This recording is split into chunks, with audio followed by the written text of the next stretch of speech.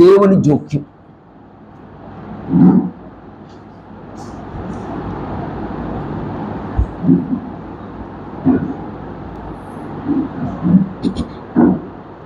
పారసిక లేదా మాదియ పారసిక సామ్రాజ్యంలో దేవుని జోక్యం అంటే మాదియ పారసికులు అనేవాళ్ళు రెండు రాజ్యాలు, ఒక రాజ్యం కాదు.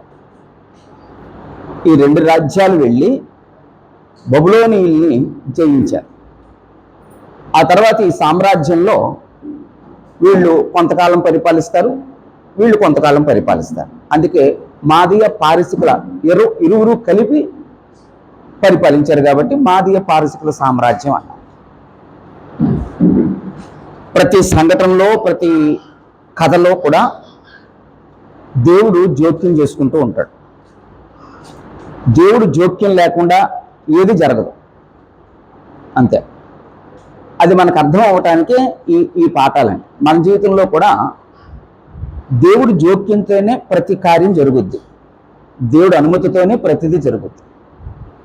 అది ఎందుకు జరుగుతుంది ఏమిటి అనేది కొంత గ్రహించడం కష్టమే. కానీ ఇలాంటి కథలు ఇలాంటి విషయాలు వింటున్నప్పుడు మనకేదో ఆదరణ దొరుకుద్దండి, మనకేదో బలం దొరుకుద్దండి, శక్తి పొందుతామండి. ఓహో, ఇది దేవుడి జోక్యంతో జరిగింది అని.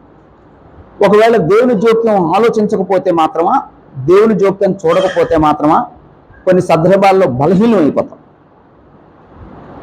బలహీనం అయిపోయి ఆఖరికి దేవుని మీద కూడా మనకి ఏంటో ఒకలాంటి నిర్లక్ష్య భావం ఏర్పడి మెల్లిమెల్లిగా మెల్లిమెల్లిగా మెల్లిమెల్లిగా మెల్లిమెల్లిగా దేవునికి దూరం అయిపోతారు.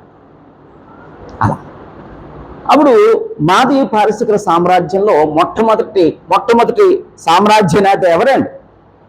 కోరెషు.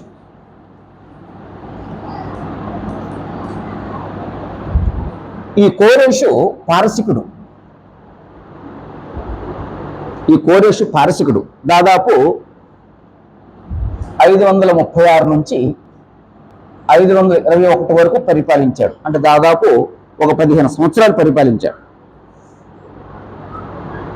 అప్పుడు ఈ కోరెషు కాలంలో లేకపోతే మాదియ పారసికుల కాలంలో మనం ఆలోచించేది ఏంటంటే ఈ కోరెషు టైంలో దేవుడు ఎలా జోక్యం చేసుకున్నాడు, ఆయన జోక్యం చేత ఎలాంటి కార్యక్రమాలు జరిగినవో చూద్దామండి. అందులో ఈరోజు మనం ఆలోచించేది ఏంటంటే ఈ కోరెషు టైంలో ఏం జరిగింది? యూదులు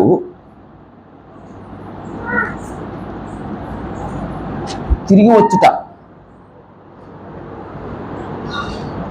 యూదులు తిరిగి వచ్చి మందిరమును కట్టుట లేకపోతే కట్టనారంభించుట. ఈ కోరెషు టైంలో ఈ రెండు జరిగినాయండి. అప్పుడు ఈ యూదుల్ని పంపించడానికి, వారి మందిరాన్ని లేదా దేవుని దేవాలయాన్ని మందిరాన్ని కట్టడానికి అసలు కథానాయకుడు ఎవరండి? దేవుడే. అప్పుడు దేవుడు ఏం చేశాడు? ఈ కార్యం జరగటానికి దేవుడు ఏం చేశాడు? దేవుడు కోరెషు మనసును ప్రేరేపించాడు.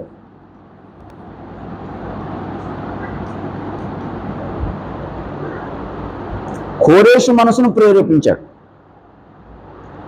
అది యెజ్రా గ్రంథం 1వ అధ్యాయం 1వ వచనంలో చూస్తాం.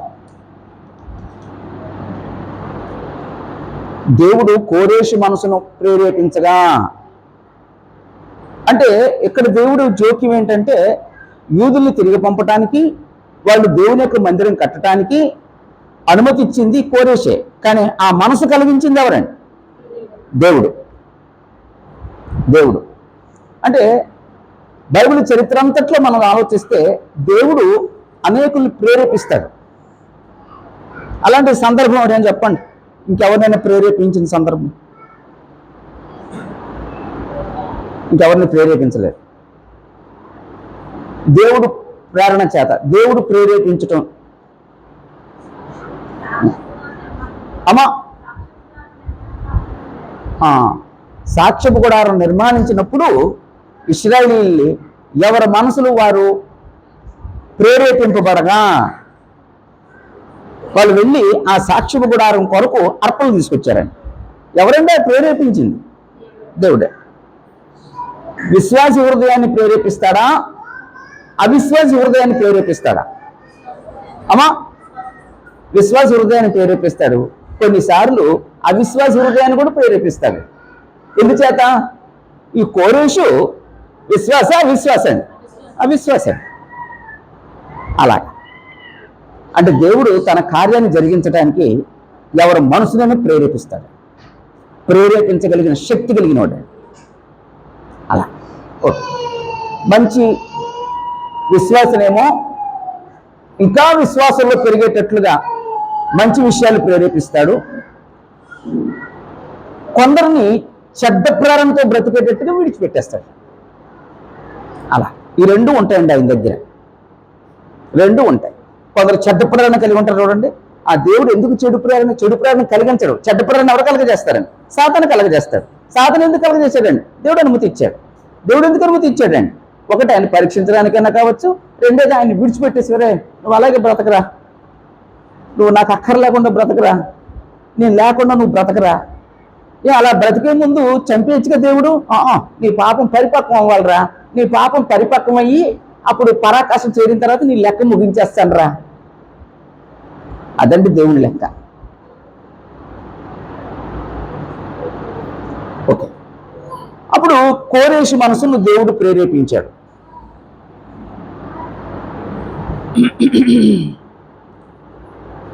అప్పుడు యూదులు తిరిగి వచ్చారు. ఎంతమంది వచ్చారమ్మా? అందరూ వచ్చేసారా? ఇంకొంతమంది ఉన్నారా? అవునండి, ఉన్నారండి. మొదటిసారి ఏమో కొంతమంది వచ్చారండి.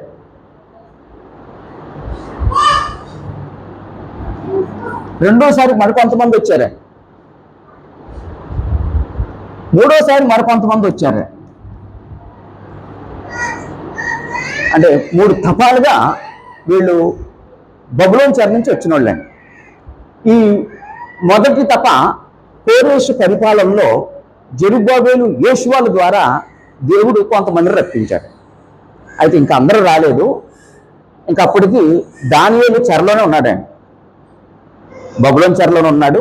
ఇంకా సింహాల గుహలో వేయబడలేదండి. అందుకే మనం యాక్చువల్గా దానియేలు గ్రంథం 6వ అధ్యాయం చదవాలండి. 6వ అధ్యాయమేనా? 6వ అధ్యాయం. 6వ అధ్యాయంలో సింహాల గుహ అండి. కానీ అంతకుముందు ఈ స్టోరీ జరిగిందండి. ఈ స్టోరీ యెజ్రెయెలు గ్రంథంలో ఉంటుందండి. అప్పుడు ఇంకొక పరిపాలించిన తర్వాత అప్పుడు దర్యావేషు కాలంలో అప్పుడు సింహాల గుహలో వేయబడతాడండి. అంటే ఇవన్నీ సమన్వయం అన్నమాట. అంటే బైబిల్ అంత అద్భుతంగా దేవుడు రాయించాడండి. మనం ఏంటంటే ఏదో ఏదో చదవాలి కాబట్టి చదివేస్తాం తప్ప అంత ఆలోచించమని. అప్పుడు మొదటిసారి వచ్చినప్పుడు ఈ కోరేషుని దేవుడు వాడుకున్నాడు.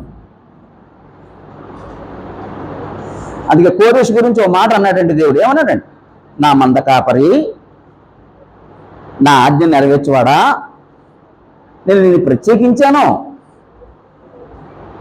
అలా ఓకే. 2 వీళ్ళు యెరూషలేము వచ్చారు.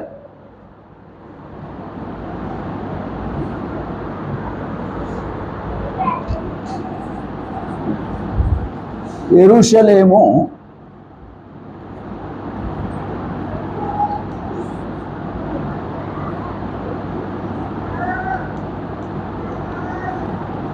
ఎలా వచ్చారండి? యెరూషలేము బబులోను నుండి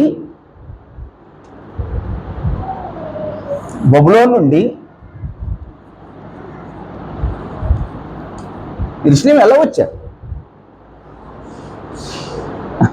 అంటే ఎలా వచ్చారనేది అంటే నడకతో వచ్చారా లేకపోతే అది కాదండి. దాదాపు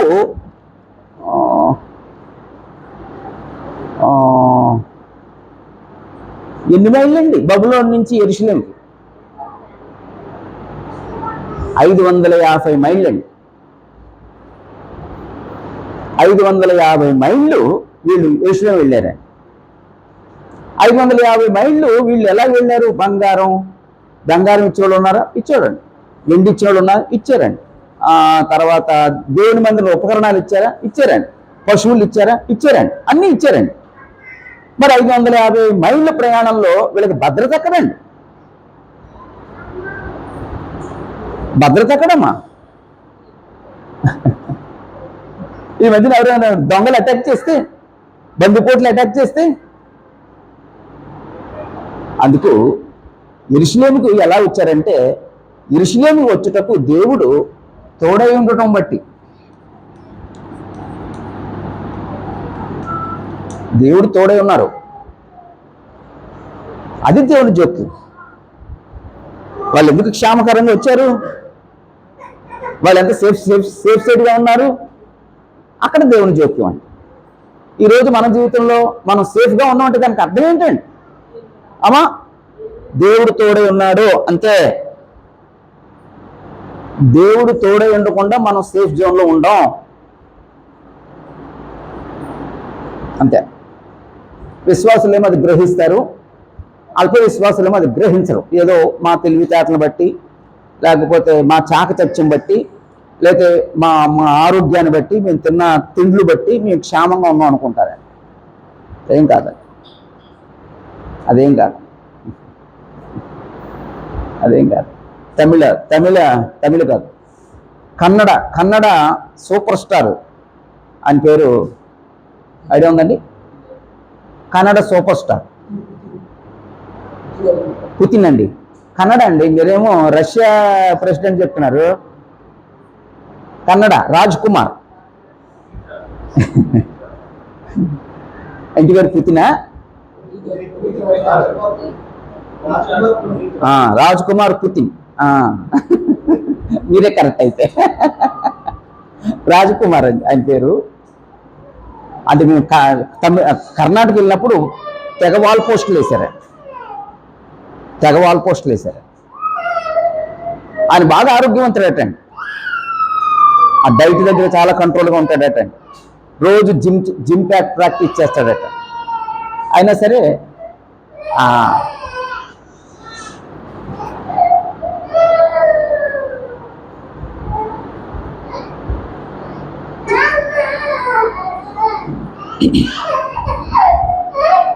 ఓకే, మరణం తప్పలేదండి.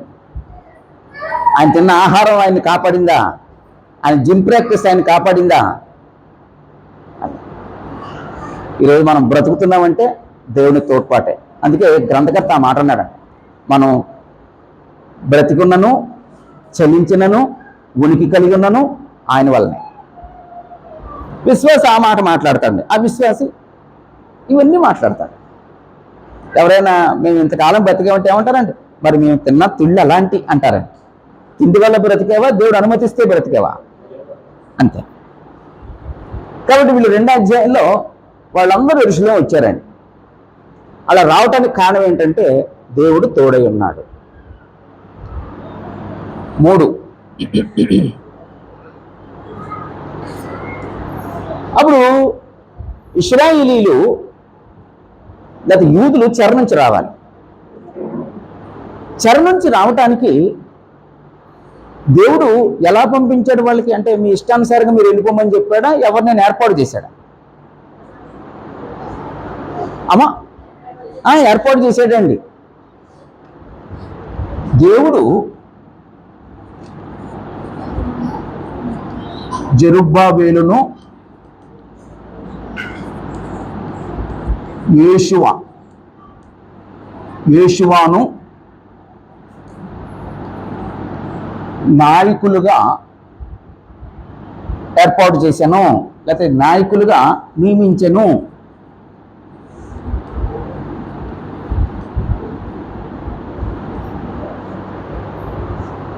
అప్పుడు యూదులకి ఒక మంచి నాయకులు కావాలి.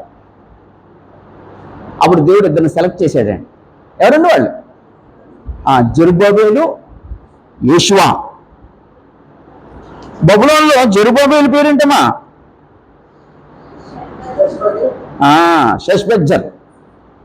అదేమో కల్దీలు వాడిన మాట. హెబ్రీలేని వాడతారండి జెరుబ్బాబెలు. యాక్చువల్గా జెరుబ్బాబెలు రాజవంశీయుడండి.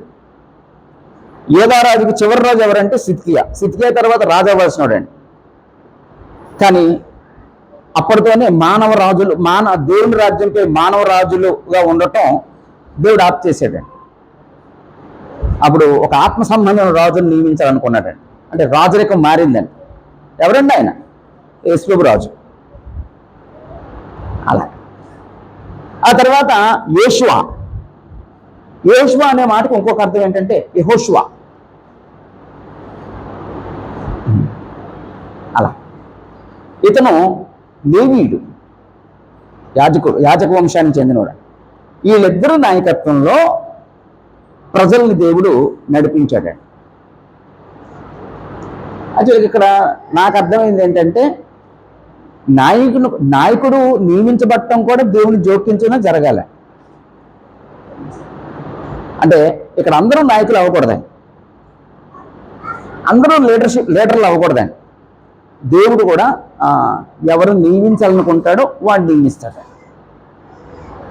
అలా ఇక్కడ ఈ జెరుబ్బాబెలు, యోషువ ఈ నాయకత్వంలో దేవుడు ప్రజలందరూ యెరూషలేము వచ్చేటట్లుగా దేవుడు అక్కడ నాయకుల్ని ఏర్పాటు చేసుకున్నాడు. ఇప్పుడు కూడా మనం ఆత్మీయంగా నడిపించబడాలి, మనం ఆత్మీయంగా పెరగాలి. అప్పుడు ఆత్మీయంగా మనం ఎలా పెరుగుతామండి? మనం పెంచేవాళ్ళు ఉండాలండి, మనం లీడ్ చేసేవాళ్ళు ఉండాలండి. అందుకు దేవుడు సంఘానికి నాయకులను ఏర్పాటు చేశాడండి. అప్పుడు ఆదిమ సంఘాల్లో మొట్టమొదటి నాయకులు ఎవరండి? సంఘ పెద్దలు.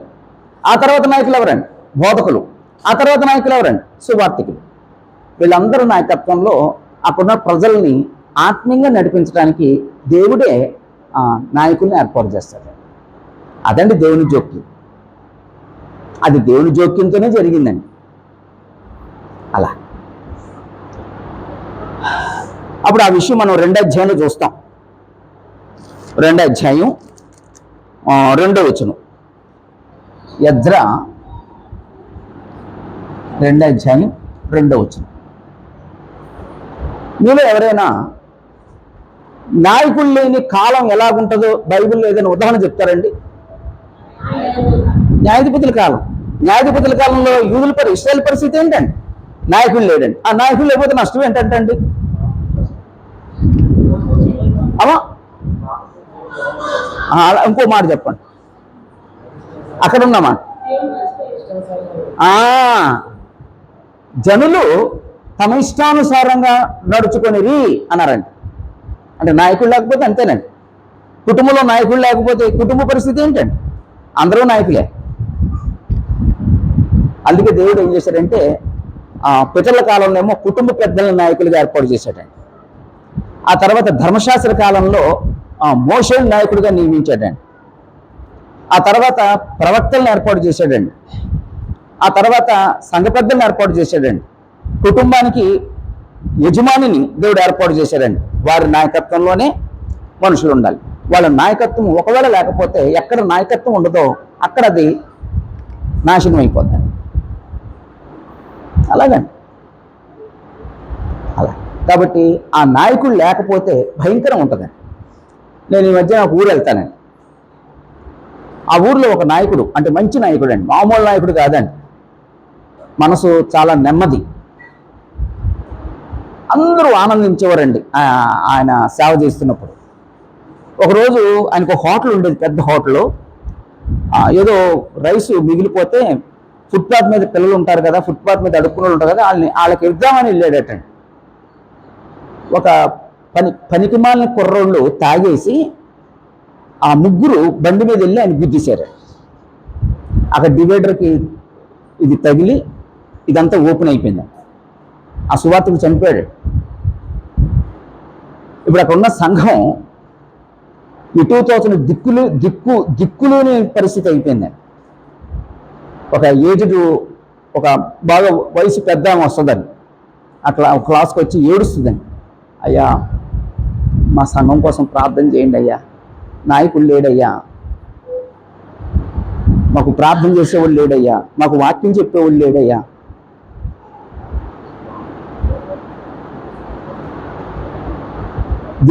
దిక్కులేని సంఘం అయిపోయిందండి. అంత భయంకరమని.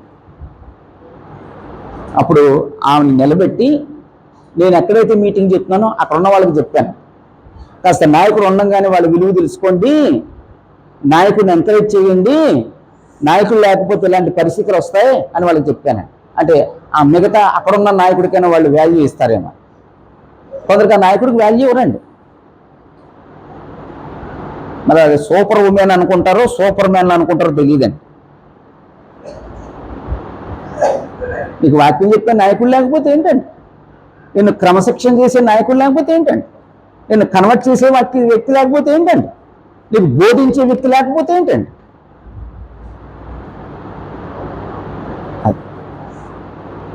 అలాంటి గొప్ప నాయకులు దేవుడు ఇచ్చాడండి. దేవుని జోక్యమేనండి అది, దేవుని జోక్యమేనండి. 4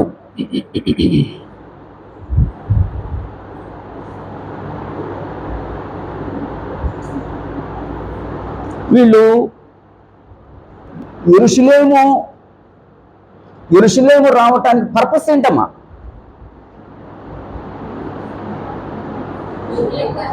అమ్మా అంతే, దేవుని మందిరం కట్టాలి. అప్పుడు దేవుడు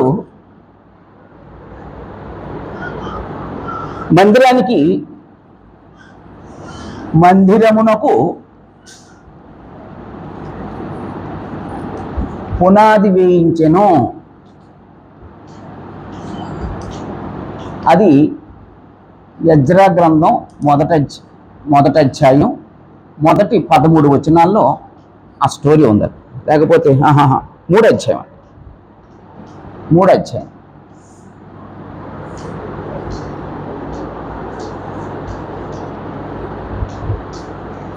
మందిరానికి పునాది. ఇప్పుడు మందిరం కట్టాలనుకున్నారండి, ఎలా కడతారమ్మా? వాళ్ళంతటి వాళ్ళే కడతారా, దేవుడు జోక్యం బట్టి కడతారండి? దేవుడు జోక్యాన్ని బట్టి కడతారండి. అందుకే నేను ఈ మాట రాశానండి, మందిరమునకు పునాది వేయించెను.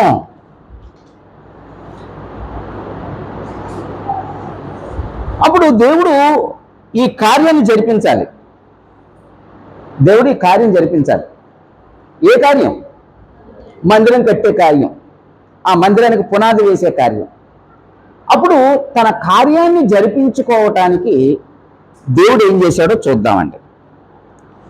అంటే ఇక్కడ నాకు అక్కడ చిన్న వివరణ ఉందండి. మందిరం కట్టడం అనేది దేవుని కార్యం. దేవుని కార్యం అక్కడ జరుగుతుంది అంటే దేవుడు జోక్యం ఉందండి. అవునా కాదా అమ్మా? అవునా కాదా? అవును. ఇంకో ప్రశ్న వేస్తా, అక్కడ దేవుని కార్యం జరగట్లేదు, ఇప్పుడు ఏంటండి?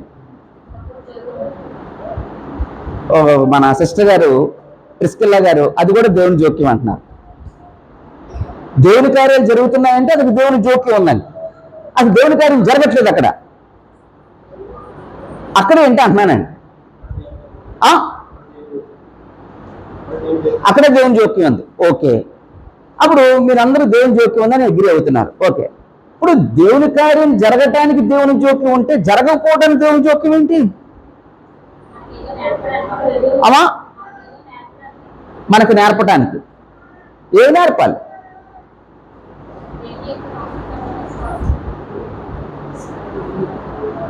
అసలు దేవుని కార్యం ఏంటండి?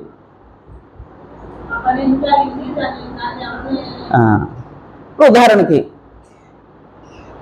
నా జీవితంలో బైబిల్ క్లాసులు లేవు, బైబిల్ తరగతులు లేవు. బైబిల్ తరగతికి నేను రావటం, బైబిల్ తరగతిలో నేర్చుకోవటం దేవుని జోక్యమా, దేవుని జోక్యం కాదా? లేదా దేవుని కార్యమా, దేవుని కార్యం కాదా? దేవుని కార్యం. నేను బైబిల్ తరగతికి అటెండ్ అయ్యి బైబిల్ తరగతిలో వాక్యం నేర్చుకుంటున్నానంటే దేవుని జోక్యం. ఇప్పుడు నేను బైబిల్ తరగతిలో దేవుడు హాజరవుతున్నాను అంటే ఆ కార్యం నా జీవితంలో జరగట్లేదు. అక్కడ దేవుని జోక్యం ఏంటి చెప్పండి? ఆరాధించటం దేవుని కార్యం, ఆరాధనకి నేను గైర్హాజరవుతున్నాను, నాకు అక్కర్లేదు అనుకుంటున్నాను. ఆరాధన దేవుని కార్యం అయితే ఆ ఆరాధన దేవుణ్ణి ఆరాధించే కార్యం నా జీవితంలో జరగట్లేదు. నాకు అక్కడ దేవుని జోక్యం చెప్పండి.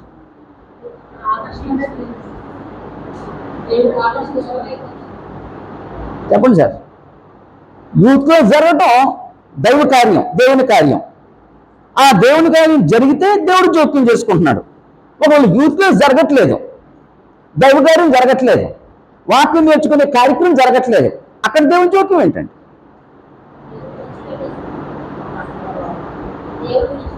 అంతే. ఇక్కడ రెండు విషయాలండి. ఒకటి,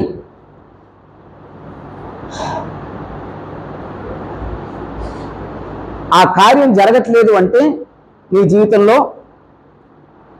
నువ్వు దేవునికి ప్రయారిటీ ఇవ్వట్లేదు అన్న సంగతి నీకు అర్థం అవ్వటానికి దేవుడు నిన్ను పరీక్షిస్తున్నాడు.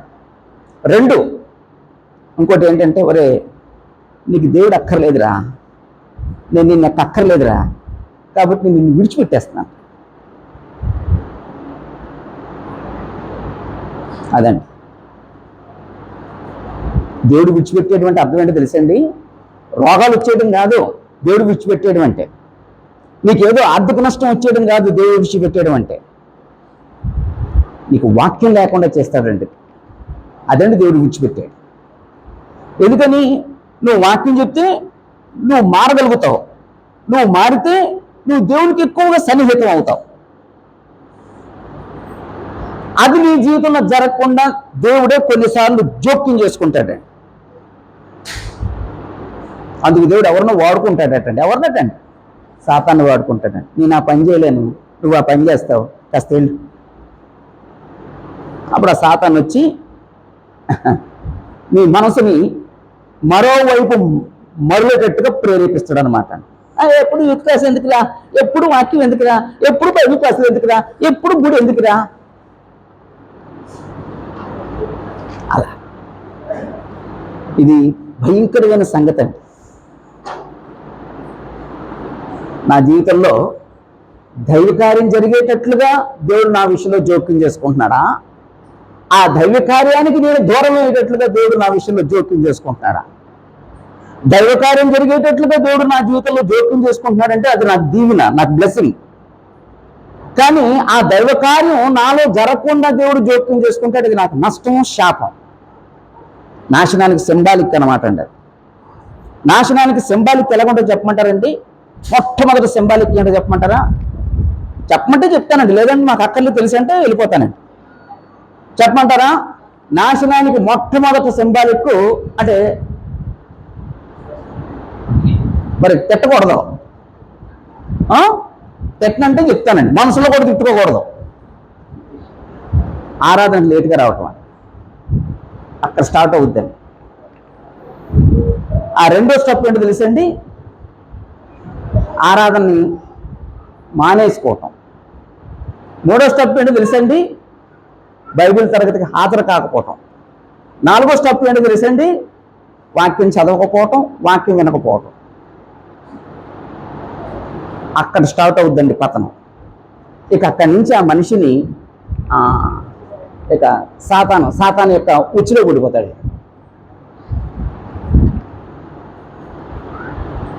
అలా. కాబట్టి జాగ్రత్త అండి. కొందరు ఆత్మీయ జీవితాల్లో చాలా ప్రమాదపు అంచుల్లో ఉందండి, కానీ అది గ్రహించలేండి. అది అర్థమైపోద్దండి వీళ్ళు ప్రమాదంలో ఉన్నారు అని. కాబట్టి ఇక్కడ మందిరపు పునాది దేవుడే వేయించాడు. అంటే దైవ కార్యం జరిగేటట్లుగా దేవుని జోక్యం చేసుకుంటున్నాడు. ఆ విషయంలో దేవుడు ఇంకెలా జోక్యం చేసుకున్నాడంటే, ఆ కార్యం జరిగేటట్లుగా 3వ అధ్యాయం 1వ వచనం, 7వ నెలలో ఇశ్రాయేలీయులు తమ తమ పట్టణములకు వచ్చిన తర్వాత జనులు ఏక మనసు గలవారై యెరూషలేములో కూడి. అప్పుడు ఈ మందిరం పునాది వేయబడాలి, మందిరం కట్టబడాలి. అప్పుడు దేవుడు ఇది కట్టడానికి ఎలా జోక్యం చేసుకున్నాడు? అమ్మా, వాళ్ళకి ఏక మనసు కలిగి చేసేటండి. దేవుడు ఏక మనస్సు ఏక మనసును ఇచ్చుట 3వ అధ్యాయం 1వ వచనం ప్రకారం ఏక మనసు ఇచ్చాడండి. ఏక మనసు ఆయన కార్యం జరగడానికి ఏక మనసు ఎందుకు ఉండాలమ్మా? ఆ కార్యం జరగడానికి ఏక మనసు ఎందుకు ఉండాలి? ఏక మనసు ఉంటే కార్యం సఫలం అవుద్ది, ఏక మనసు లేకపోతే ఆ కార్యం సఫలం అవుద్దు. అందుకు ఆ కార్యం జరిగించడానికి దేవుడు వారికి ఏక మనసు ఇచ్చాడండి. ఏక మనసు అనే మాట ఎవరైనా చెప్పండి. ఏక మనసు అమ్మా, ఏక మనసు, ఒకే ఆలోచన, ఒకే అభిప్రాయం. ఏక మనసు అనే మాట ఒకే అభిప్రాయం, ఒకే మాట, ఒకే ఆలోచన, అలాగా ఒకే అభిప్రాయం. ప్రస్తుతం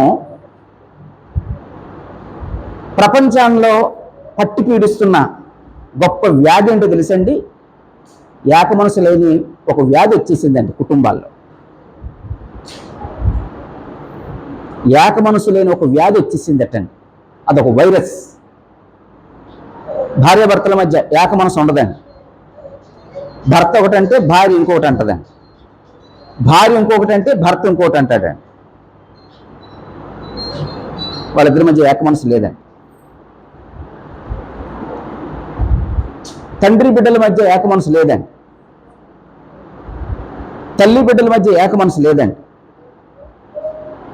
అన్నదమ్ముల మధ్య ఏక మనసు లేదండి.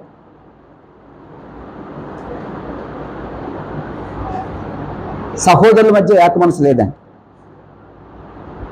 ప్రస్తుతం ఎవరికి వాళ్ళుగా కుటుంబంలో కానీ ఎక్కడైనా కానీ ఇండివిజువల్గా బ్రతుకుతున్నామండి.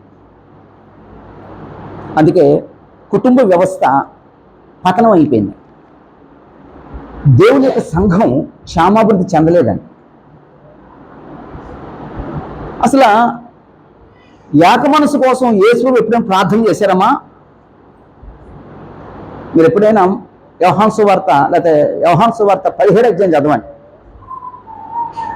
యోహాను సువార్త 17వ అధ్యాయం అంతట్లో కూడా ప్రార్థన అండి. తండ్రి, నీవు నేను ఏకమైనలాగున వీరును ఏకమై ఉండునట్లు.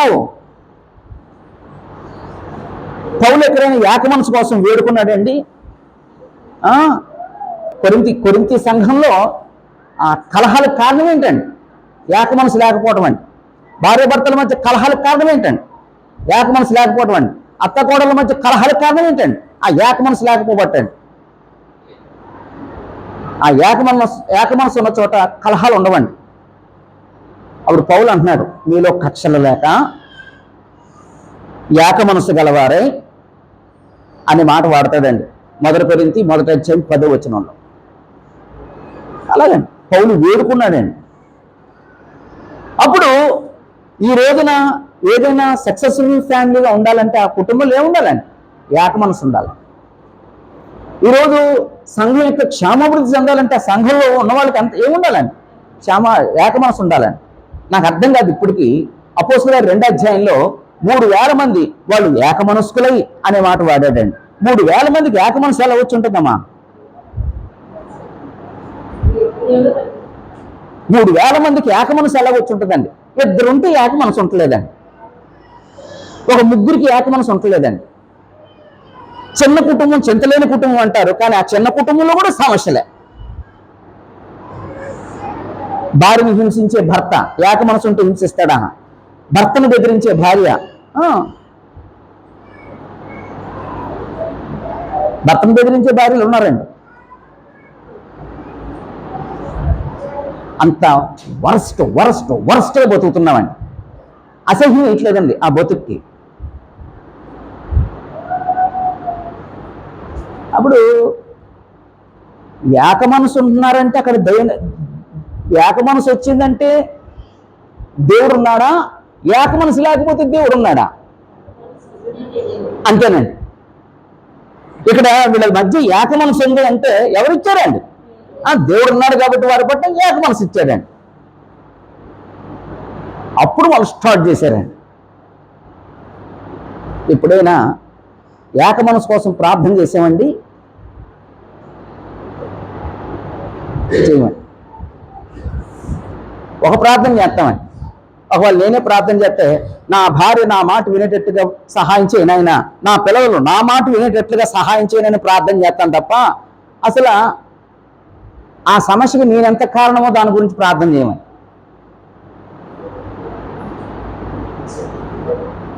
అదే అది ప్రస్తుతం మనకున్న స్థాయి అనండి, లేకపోతే మన స్పిరిచువల్ గ్రోత్ అనండి. గ్రోత్ అనే మాట వాడకూడదేమో,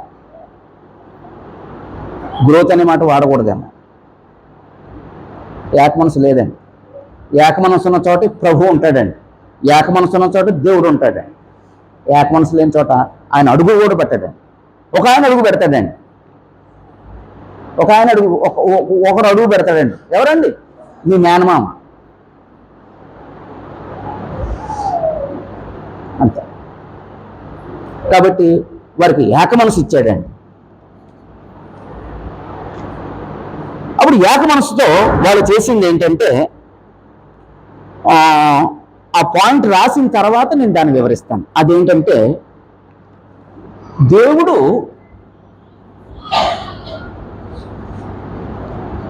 విధి చొప్పున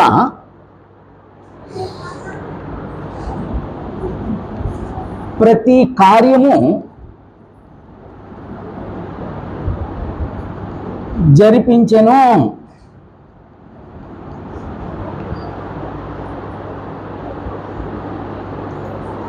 విధి చొప్పున అంటే, ఇప్పుడు విధి చొప్పున అంటే వీళ్ళు మందిరం కట్టాలి. ఎలా కట్టాలి అంటే వాళ్ళ ఇష్ట ప్రకారం కట్టేలా కట్టకూడదు. బలిపీఠం కట్టాలి. ఎలా కట్టాలండి? దేవుడు విధి చొప్పున. అలాగే ఆ బలిపీఠం మీద బలు అర్పించాలి. ఎలా అర్పించాలండి? ఎవరి ఇష్టానుసారంగా అర్పించేలా. ఎవరో బైబిల్లో, బాబు యవనస్తులు చెప్పండి, ఎవరో బైబిల్లో బలి అర్పించే విషయంలో ఏదో తప్పు చేశారు, దూపం వేసే విషయంలో. యవనస్తులు చెప్పండి.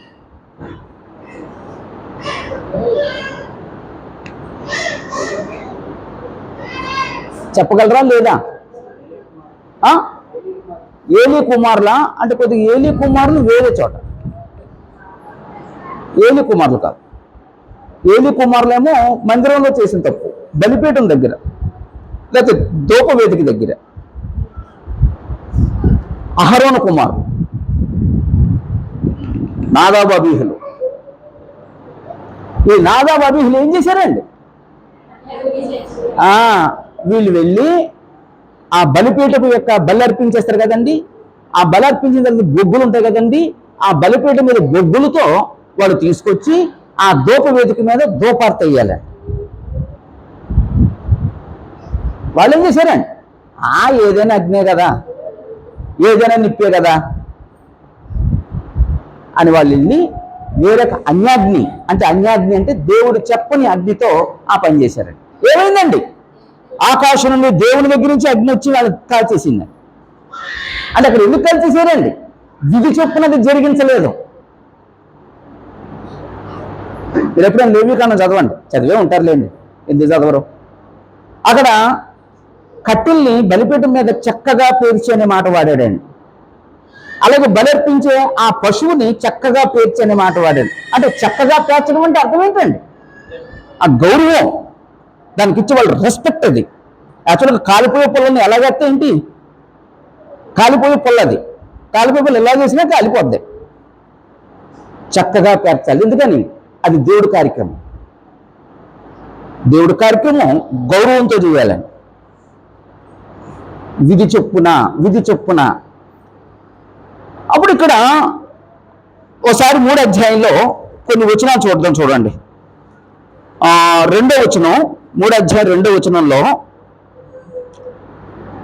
యెహోయాదాకు కుమారుడైన యేషువను, యాజకులైన అతని సంబంధులను, షయల్తీయేలు కుమారుడు జెరుబ్బాబెలును అతని సంబంధులను లేచి దైవజనుడైన మోషే నియమించిన ధర్మశాస్త్రమునందు వ్రాయబడిన ప్రకారముగా అని గుర్తుపెట్టండి.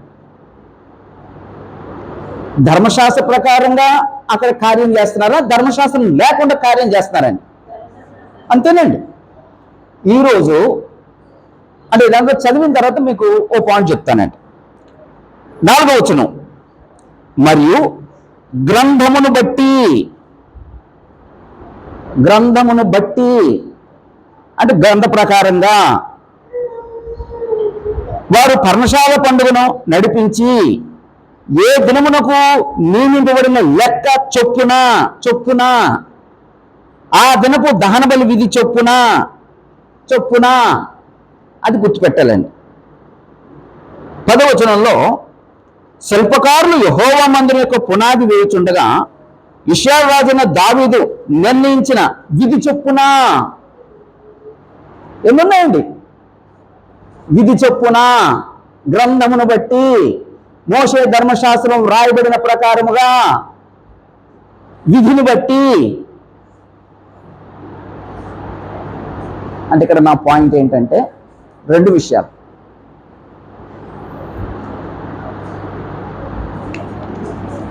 విధి చొప్పున వాళ్ళు కార్యం చేశారు. ఎక్కడుంటుంది విధి? అమ్మా ధర్మశాస్త్రంలో ఉంటుందండి. అంటే దేవుడే తనను ఎలా ఆరాధించాలో, దేవుడే తనకి ఎలాంటి మందిరం కట్టాలో, దేవుడే తనకు ఎలాగ అర్పణలు అర్పించాలో, ఏది అర్పించాలో దేవుడు ధర్మశాస్త్రంలో చెప్పాడన్నమాట. అప్పుడు ఇశ్రాయేలు ఏం చేయాలండి? ఆ ధర్మశాస్త్రం రాయబడిన విధి చొప్పునే ప్రతిదీ కట్టాలి, ప్రతిదీ నెరవేర్చాలి. 2, ఈ ధర్మశాస్త్ర ప్రకారంగా విధి చొప్పున జరిగించేటట్లుగా అక్కడ ఎవరు జోక్యం చేసుకున్నారండి? ఆ దేవుడు జోక్యం చేసుకున్నాడండి. ఒకవేళ దేవుడు జోక్యం చేసుకోకపోతే, ఒకవేళ విధి చొప్పున వాళ్ళు జరిగించలేకపోతారేమో. అందుకే దేవుడు ఏం చేశాడంటే విధి చొప్పున జరిగించేటట్లుగా దేవుడు అవకాశం ఇచ్చాడండి.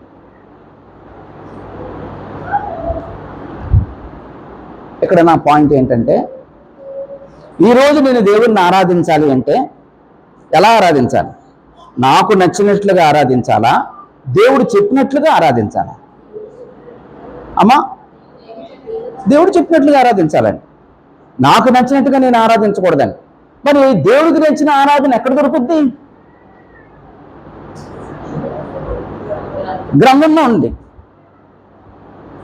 అలాగా అప్పుడు దేవుడు కోరినట్లుగా నేను మందిరం కట్టాలా, నాకు నచ్చినట్టుగా నేను మందిరం కట్టాలా, లేకపోతే దేవుడికి నచ్చినట్టుగా సంఘాన్ని కట్టాలా, నాకు నచ్చినట్టుగా సంఘాన్ని కట్టాలా? దేవుడు నచ్చినట్లు, దేవుడు చెప్పినట్లుగా, నాకు నచ్చినట్టుగా కాదా? అలాగండి. అప్పుడు చిన్న క్వశ్చన్ వేస్తానండి. ప్రభురాత్రి భోజనం ఉంది. ప్రభురాత్రి భోజనం నెలకోసారి తీసుకోవాలా, వారానికి ఒకసారి తీసుకోవాలా, 3 నెలలకు ఒకసారి తీసుకోవాలా, సంవత్సరానికి ఒకసారి తీసుకోవాలా అనేవి చాలా మందికి ఆచరిస్తారు. ఇందులో దేవుడి విధి ఇది. నెలకోసారి తీసుకోమనడం విధ, 3 నెలలకు ఒకసారి తీసుకోమనడం విధ, సంవత్సరానికి ఒకసారి తీసుకోమనడం విధ, ప్రతి వారం మీరు తప్పక కూడుకున్నప్పుడల్లా తీసుకోమనడం విధ. ఏది విధి? దేవుని విధి. నెలకోసారి బైబిల్లో తీసుకోమని ఎక్కడని చెప్పాడండి? 3 నెలలకు ఒకసారి తీసుకోమని దేవుడు ఎక్కడని చెప్పాడండి? మరి ఎక్కడొచ్చింది ఆ విధి? ఇలాగ చెప్పుకుంటూ పోతే కొన్ని వందలు ఉన్నాయండి, కొన్ని వందలు ఉన్నాయండి. ఎప్పుడైనా తండ్రి నీ విధి చొప్పున మిమ్మల్ని ఆరాధించే అవకాశాన్ని, నీ గ్రంథమును బట్టి మిమ్మల్ని ఆరాధించే గొప్ప భాగ్యాన్ని, మీ గ్రంథంలో మీరు బయలుపరిచిన ఆ గొప్పదైన మహోన్నతమైన సంఘం ద్వారా మిమ్మల్ని ఆరాధించడం మాకు ఇచ్చిన గొప్ప భాగ్యం అని ఎప్పుడైనా దేవునికి కృతజ్ఞతాస్తులు చెల్లించామండి? ఆ కృతజ్ఞతా భావం ఉందండి?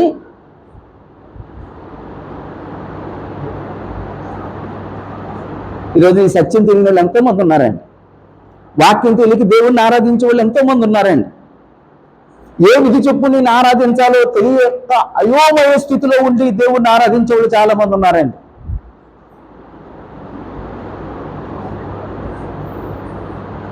నేను కొన్ని ప్రాంతాలు వెళితే అక్కడ అంటారు, అయ్యా మాకు వాక్యం అందట్లేదు అంటారండి. ఎప్పుడైనా అయినా మాకు వాక్యం అందుతుంది తండ్రి నీకు స్తోత్రాలు ఎప్పుడైనా కృతజ్ఞతలు చెల్లించామా? కొందరి జీవితాల్లో వాక్యం ఎక్కువైపోయిందటండి. వాక్యం ఎక్కువైపోయిందటండి. అమ్మ ఇంత ఇంత ఇంత పెడితే మాకు కష్టం, ఇంత అక్కర్లేదు, డైజెస్ట్ చేసుకోలేకపోతున్నాం. ఇవన్నీ మాకు తెలిసినవే. అలా కానీ ఇక్కడ గొప్ప ఆశ్చర్యకరమైన సంగతి ఏంటంటే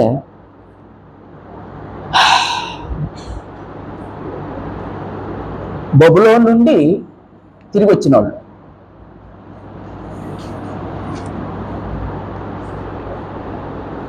బబులోంచి తిరిగి వచ్చిన వాళ్ళకి వాక్యం తెలిసా తెలీదా?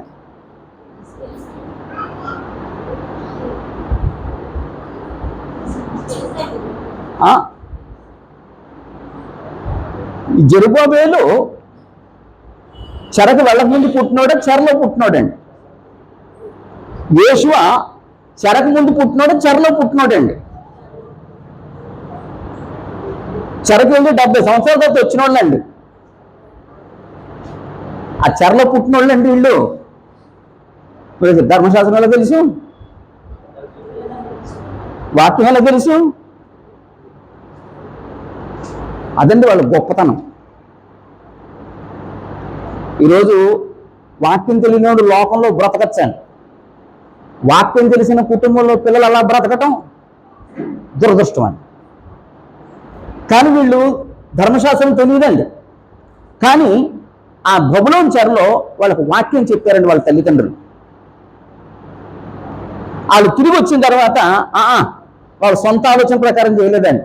ఆ విధి చొప్పునే, ఆ వాక్యం చొప్పునే, ఆ గ్రంథము చొప్పునే వాళ్ళు జరిగించారండి. అది గొప్ప సంగతి అండి. అది దేవుడి జోక్యం అండి. ఈరోజు నేను దేవుని ఆరాధిస్తే దేవుడు కోరుకున్నట్లుగా విధి చొప్పున దేవుడిని ఆరాధించాలి. అంతేనా? అంతేనా? ఒకవేళ దేవుడు కోరుకున్నట్లుగా నా ఆరాధన లేకపోతే అక్కడ దేవుడు జోక్యం లేదండి. మరి ఇంకెవరు జోక్యం అమ్మా? దేవుడు కోరుకున్నట్లుగా దేవుడిని ఆరాధించేటట్లేదంటే దేవుడు జోక్యం లేదు. మరి దేవుడు కోరుకున్నట్లుగా ఇంకెవరు జోక్యం ఉన్నది? దేవుడు కోరని ఆరాధన నేను చేస్తానంటే అవి ఎవరు జోక్యం చేసుకున్నారు? సాతాను జోక్యం చేసుకున్నాడండి.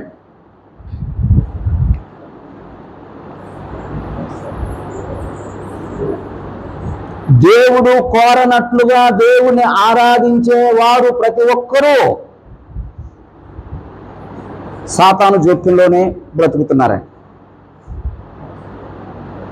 కానీ మనం ఏమనుకుంటామండి? వాళ్ళు దేవుణ్ణి ఆరాధిస్తున్నారు అనుకుంటామండి. అంతే. నా దగ్గర ఏంటి ఆ వచనం అంటారేమో.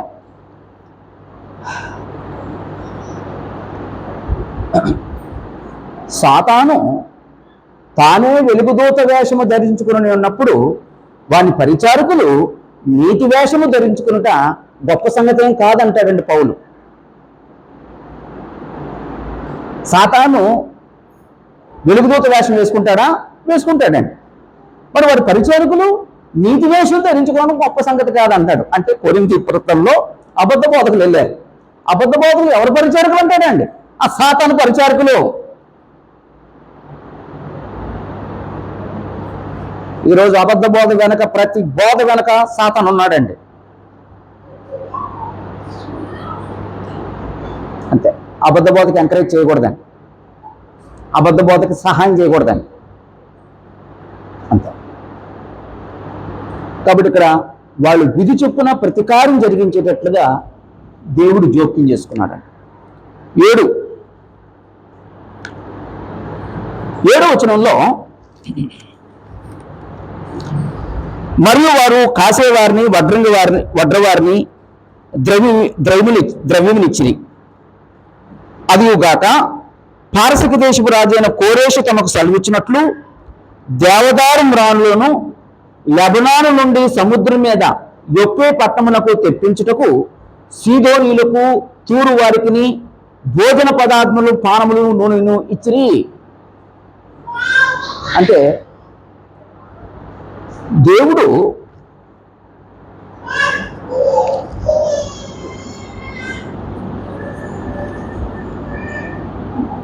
దేవదారు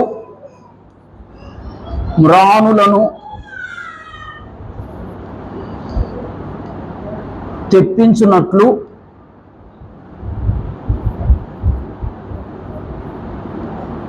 కోరేషు చేత ఆజ్ఞాపింపచేయుట.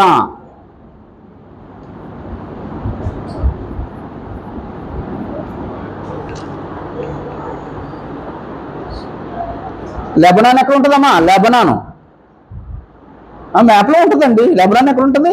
మ్యాప్లో ఉంటుంది. ఇప్పటికి లెబనాన్ ఉందండి శ్రీకాంత్ గారు? ఇప్పటికి లెబనాన్ ఉందా? బోన గారు ఉందమ్మా?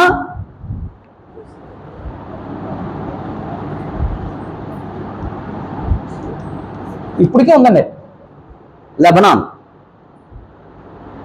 ఈ లెబనాన్కు ఉన్న ప్రత్యేకత ఏంటంటే అక్కడ పర్వతాలండి, ఎత్తైన పర్వతాలు. ఆ పర్వతాల మీద చెట్లు ఉంటాయి.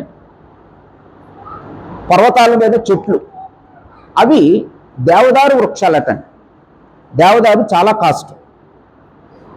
ఇప్పుడు మనకేమో అమ్మ టేకు, ఇప్పుడు టేకు ఎంత విలువైందో అప్పుడు దేవదారు ఇంకా అంతకంటే విలువైనవి. దేవుడి మందిరాన్ని దేంతో కట్టారండి? దేవదారు పలకలతోనే కట్టారండి. అప్పుడు యెరూషలేము ఇక్కడ ఉంది.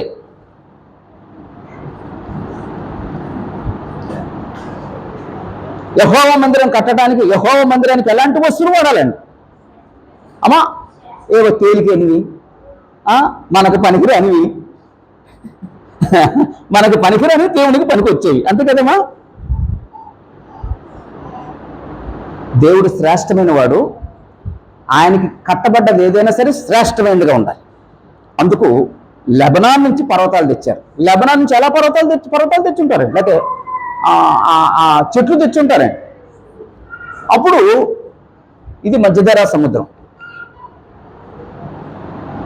ఇక్కడ తూరు సీదోను అనే ప్రాంతాలు ఉంటాయి. ఫెనికియా అనే ప్రాంతంలో తూరు సీదోను ప్రాంతం. ఇక్కడ యొప్పే, ఇది సముద్ర తీరంలోనే ఉంటుంది. యొప్పే యొప్పే అనే మాట రాగానే మనకి ఏం గుర్తురావాలమ్మా? యొప్పే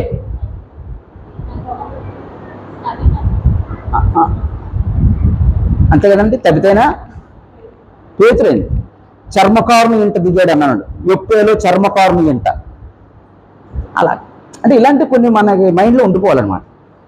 అప్పుడు ఈ యెరూషలేములో ఉన్న దేవుని మందిరం కట్టడానికి ఈ కోరేషు ఈ తూరీలకి సీదోనీలకి ఆజ్ఞాపించాడటండి. మీరు లెబనాన్లో ఉన్న ఆ పర్వతాల మీద ఉన్న ఆ చెట్లను నరికి యెరూషలేము దేవాలయానికి ఇవ్వాలని. మరి ఎలా రావాలి? అప్పుడు సముద్ర వీళ్ళెళ్ళి అవి తెచ్చి సముద్ర ప్రయాణంలో వీళ్ళు తెప్పలు కట్టేవారటండి.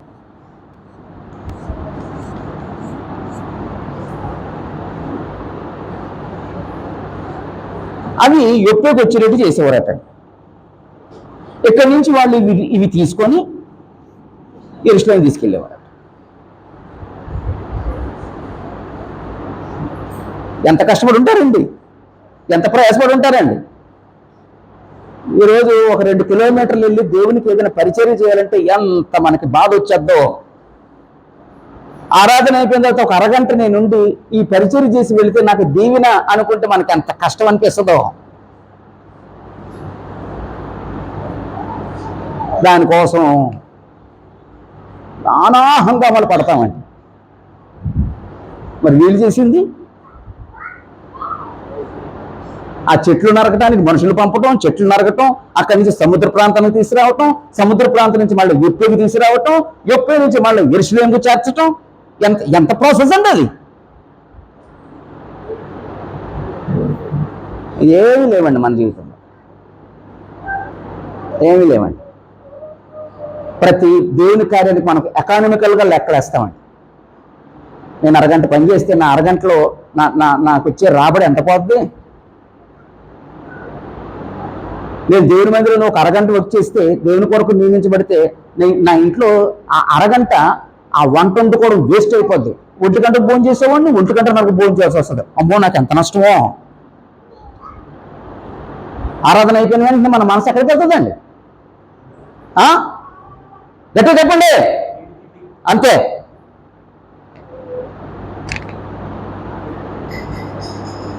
అంతేనండి. రెండో ఆలోచన లేదండి మన జీవితం. అలా తెప్పించి వాళ్ళు అలాగా మరి వీళ్ళు చేసినందుకు వీళ్ళకేంటండి ప్రతిఫలం? అక్కడ అన్నమాట, సీదోనీలకును తూరు వారికి భోజన పదార్థములను పానమును నూనెను ఇచ్చిరి. మరి వీళ్ళు చేసేది నష్టపోతారేమో అమ్మా, నష్టపోతారేమో. రాజు ఏం చేశాడండి, మరి వీళ్ళు సమయం అంతా అంత కేటాయించారు కాబట్టి వీళ్ళకి భోజనాన్ని ఏర్పాటు చేయండి. ఇంకేంటి ఏర్పాటు చేయమన్నాడండి? భోజన పదార్థాలు, పానము అంటే ద్రాక్షరసం, నూనె ఇవ్వండి అని రాజుగారి దగ్గర నుంచి ఏమో అవి వెళ్ళి వీళ్ళు భోజనం చేసి శుభ్రంగా పనిచేసి వాటిని దేవుని మందిరం కొరకు తీసుకొచ్చారు. అంటే దీని వెనక ఎవరండి ఈ కార్యం అంతా చేసింది? దేవుడు అండి. వీళ్ళు దేవుడికి మీరు చేశారు కాబట్టి మీ సంగతి నేను చూస్తాను. మీకు ఆహారం లేకుండా చేయను, మీకు ఏ కొడుకు లేకుండా చేయను.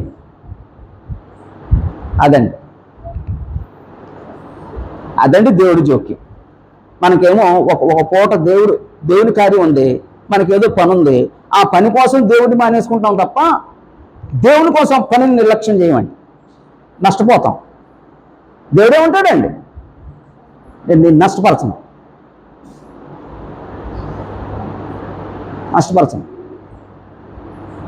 ఏమో అసలు క్రిస్టియానిటీ మనకు అర్థం కాలేదనిపిస్తుంది. మళ్ళా చెప్తాను, చాలాసార్లు చెప్పాను, మళ్ళా చెప్తాను. మన సరస్వతి గారికి తెలుసు, ఆయన గంప వెంకటరమణ గారు. మీకు తెలుసు కదమ్మా? ఇంకెవరు తెలుసండి? గంప వెంకటరమణ గారు. మీకు తెలుసండి గంప వెంకటరమణ. మీరు రాలేదా? మీరు తెలుసండి? భారతి గారికి ఎలా తెలుసు? నాగేశ్వర గారికి తెలియదు అన్నప్పుడు. నాగేశ్వర గారి కంటే మీరు ముందు వచ్చారు కదా, అందుకనా? ఆయన చాలా చురుగ్గా ఉండేవాడండి.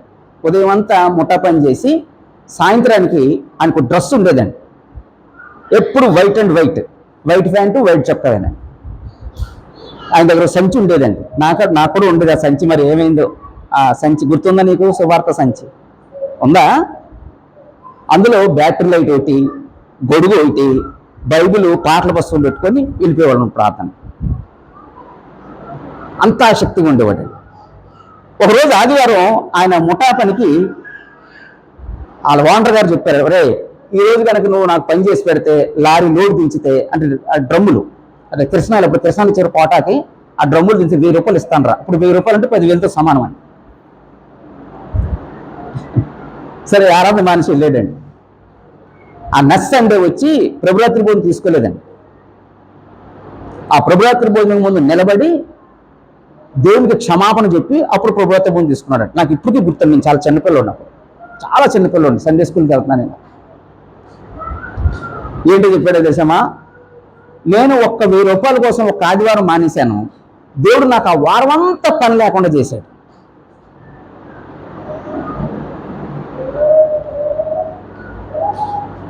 అప్పటి నుంచి లైఫ్లో నిర్ణయించుకున్నాడంటే నేను ఆదివారం ఆరాధన మాన్నాడు. అలాంటి స్పిరిట్ ఇప్పుడు ఎవరికి ఉందామా? ఎవరికి లేదండి. కాబట్టి ఇక్కడ దేవుని జోక్యం కనబడుతుందామా? ఎవరు మాట్లాడలేదు. అక్కడ దేవుని జోక్యం కనబడుతుందండి, కనబడుతుంది. 8 చివరి పాయింట్.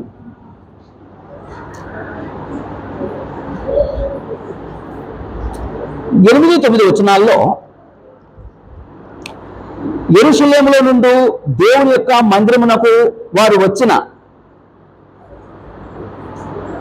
2వ సంవత్సరము 2వ నెలలో షయల్తీయేలు కుమారుడైన జెరుబ్బాబెలును, యెహోజాదాకు కుమారుడైన యేషువయును, చెర నుండి విడిపింపబడిన యెరూషలేము నుండి వచ్చిన వారందరూ పని ఆరంభించి 20 సంవత్సరం మొదలుకొని పైయూడు గల లేవీలను యెహోవా మందిరపు పనికి నిర్ణయించిరి.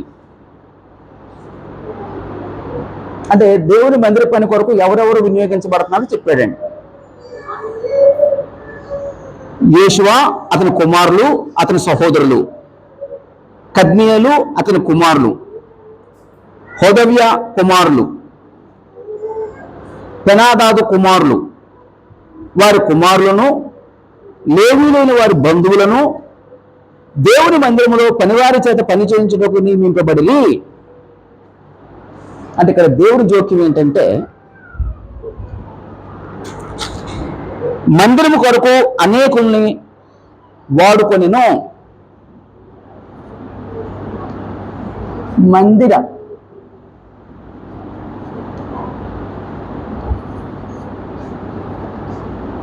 కొరకు అనేకులను వాడుకొనిను.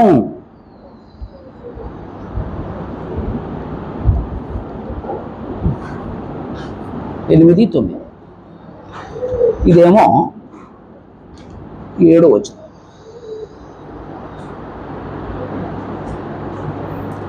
అంటే ఇక్కడ మందిరం కట్టబట్టడానికి దేవుడు ఎవరిని వాడుకున్నాడండి? అమ్మా, జెరుబ్బాబెలుని వాడుకున్నాడు, యేషువను వాడుకున్నాడు, లేవీని వాడుకున్నాడు, కొంతమంది నాయకులు, కొంతమంది కుటుంబ పెద్దలను వాడుకున్నాడు. అంతేకాదండి, ఈ పనులు ఎంతమంది ఇన్వాల్వ్ అయ్యారండి? వాళ్ళ పిల్లలు ఇన్వాల్వ్ అయ్యారండి. ఎంతమంది ఇన్వాల్వ్ అయ్యారండి? వాళ్ళ సహోదరులు, అన్నదమ్ములు ఇన్వాల్వ్ అయ్యారండి. అమ్మా, వారి బంధువులు ఇన్వాల్వ్ అయ్యారండి. ఎప్పుడైనా నా పిల్లలు దేవుని పనిలో ఇన్వాల్వ్ అవుతున్నారా?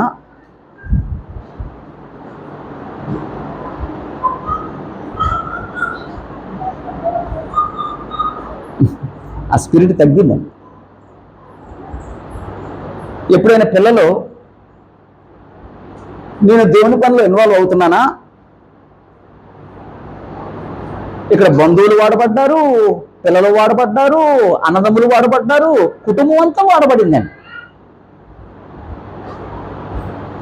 ఒకవేళ నేనైతే లెక్కలు కడతానేమో, నా పిల్లలు ఎందుకు చేయాలి, వాళ్ళు ఎందుకు చేయలేరు, వీళ్ళు ఎందుకు చేస్తున్నారు, వాళ్ళు ఎందుకు చేయలేరు.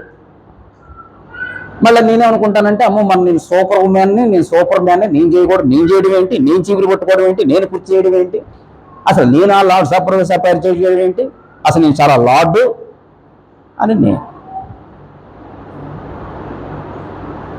ఎప్పుడైనా దేవుని పని కొరకు నా కుటుంబాలు వాడబడుతున్నాయా?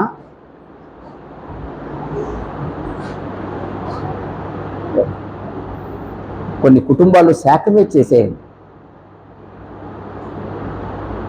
మా పిల్లలు దేవుని మందిరంలో ఉండాలి, మా పిల్లలు దేవుని మందిరం దూరంగా ఉండకూడదు, మా పిల్లలు దేవుని సందులో పరిచర్య చేయాలి. పరిచర్య ఎంత గొప్ప భాగ్యం అండి. ఒకవేళ ఇక్కడ వీళ్ళందరూ ఆయన మందిరం కొరకు వాడబడుతున్నారు అంటే, మందిరం కొరకు వాడబడుతున్నారంటే ఇప్పుడు మందిరం ఏదండి? అమ్మా, సంఘం అండి. ఆ సంఘంలో జరిగే కార్యంలో కానీ, సంఘ క్షేమాభివృద్ధి కొరకు కానీ నా కుటుంబం వాడబడుతుందా?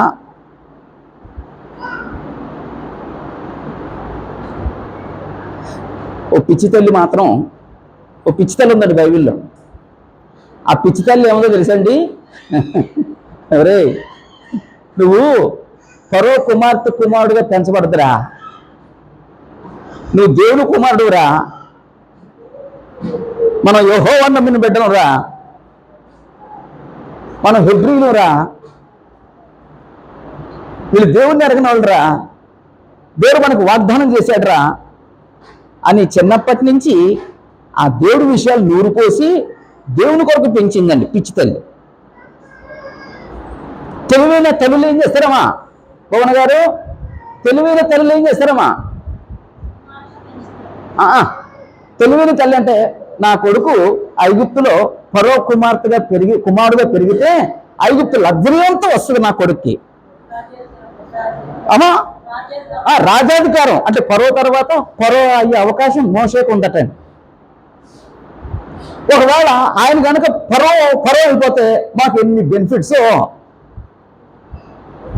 నాకు ఇంకో కొడుకు అహరోన్కి, వాడికి ఏదో ఉద్యోగం వచ్చేది, అందులో నా కూతురికి ఇంకొక హైవేర్ పోస్ట్ వచ్చేద్ది. మేము స్వతంత్రంగా అవుతాం, బానిసలుగా ఉంటాం. ఇస్రాయల్ పోతే పోని, మేము మాత్రం స్వతంత్రంగా ఉంటాం మేము ఇక్కడ. ఇవేమీ ఆలోచించలేదండి పిచ్చి తల్లి.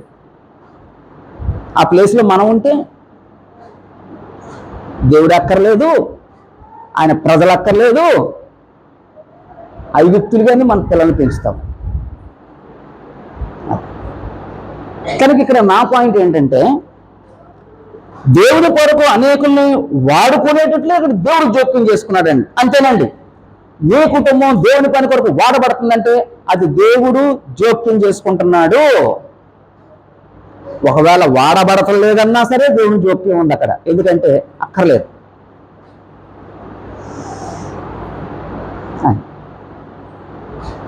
అలా అంటే మనం అంటే 8:30 దాటి 8:34 కాబట్టి టైం అయిపోయింది. కాబట్టి ఇంక నేను ఇంకా వివరించను. కాబట్టి ఇక్కడ మనం ఆలోచించేది మాదీయ పారసిక సామ్రాజ్యంలో దేవుని జోక్యం. పారసిక రాజు, మొట్టమొదటి రాజు కోరేషు. ఆ కోరేష్ టైంలో దేవుడు ఎలా జోక్యం చేసుకున్నాడు ఇశ్రాయేలు విషయంలో. ఒకటి, యూదులు తిరిగి వచ్చారు, మందిరం కట్టబోతున్నారు. అలా కట్టడానికి దేవుడు కోరేషు మనసును ప్రేరేపించాడు.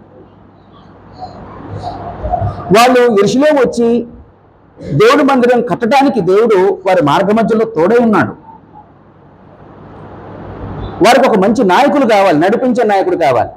అందుకు దేవుడు జెరుబ్బాబెల్ని, యేషువాని నాయకులుగా ఇచ్చాడు. అప్పుడు దేవుడు మందిరపు పునాది వేయించాడు. ఈ కార్యమంతా జరగటానికి వాళ్ళకి ఏక మనసు ఇచ్చాడు. ఆ ఏక మనసుతోనే వాళ్ళు బలిపీఠం కట్టారు. ఏక మనసుతోనే పనసాల పండుగ ఆచరించారు. ఏక మనసుతోనే పునాది వేశారు.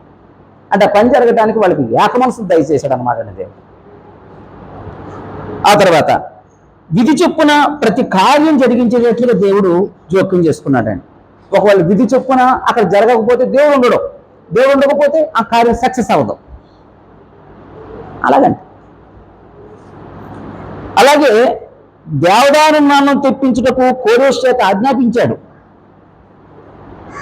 వీళ్ళేమో దేవుని కొరకు వాడబడేటట్లు, అలాగే వీళ్ళ కోసం కోరేషు ఆహారం ఇచ్చేటట్లు దేవుడు అలాగే ఏర్పాటు చేశాడు. అలాగా దేవుడి ఏర్పాట్లు ఎంత గొప్పవి మనకు తెలియదు అంతే. మనకు ఆ సమయంలో ఆహారం లేదని ఆలోచిస్తాం, కానీ ఆ సమయంలో దేవుడు ఎలీషా ఆలోచించలేదు. కాకిని వాడుకున్నాడండి దేవుడు.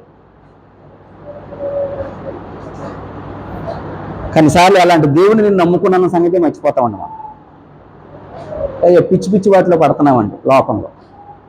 ఓకే, ఆయన పని కొరకు అనేకులు వాడుకునేటట్లుగా దేవుడు చేశాడు. అదండి దేవుని చిత్తం అయితే ఆ తర్వాత నెక్స్ట్ ఈవెంట్ ఏం జరిగిందో మనం మాదీయ పారసికుల కాలంలో ఆ తర్వాత నెక్స్ట్ ఈవెంట్ ఏంటో చూద్దాం. అక్కడ దేవుడి జోక్యం ఏంటో చూద్దాం. అందరికీ